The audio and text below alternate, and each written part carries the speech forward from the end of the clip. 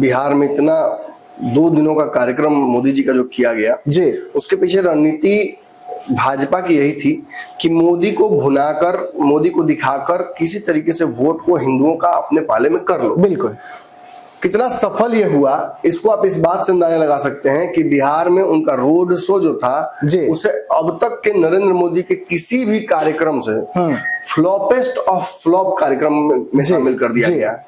और विक्रमगंज की रैली से पहले ये बेचैनी भाजपा के नेताओं के चेहरे पर दिखी, उनके रात भर जग जग के कार्यकर्ताओं को फोन करने पर दिखी, और उस कार्यक्रम में भी जिस तरीके से भीड़ के मैनेजमेंट किया गया।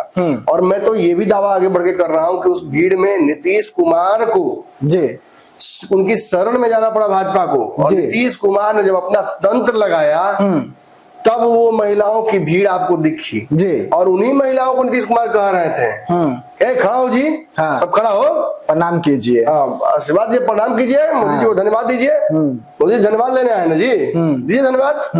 किस बात का धन्यवाद? कि मोदी जी से हमारी बैठक हो गई है, हमको मुख्यमंत्री वो बनाएंगे जी, कंफ्यूजन नहीं है, आप कुछ अब कोई दिक्कत नहीं है।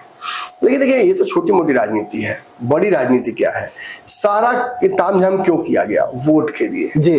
कौन सा वोट चाहिए?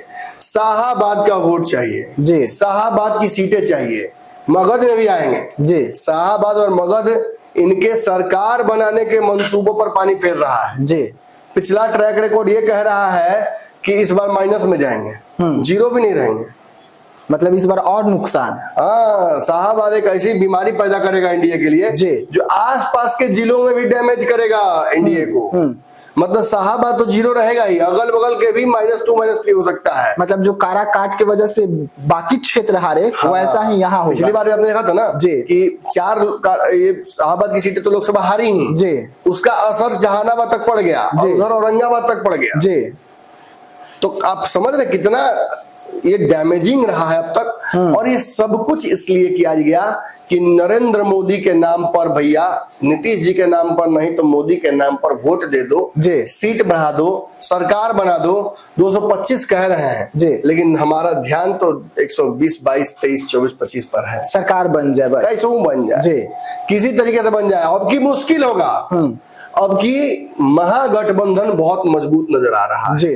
तेजस्वी यादव बहुत अच्छी स्थिति में है, बहुत बड़े बड़े मुद्दे उनके पास है। सबसे बड़ा मुद्दा रोजगार का है। कल मोदी जी कुछ बोले रोजगार पर? नहीं, कुछ नहीं बोले, आवाज नहीं निकला, मुंह नहीं खुला जी। बात सीधी है, खजाना खाली है, कुछ नहीं है।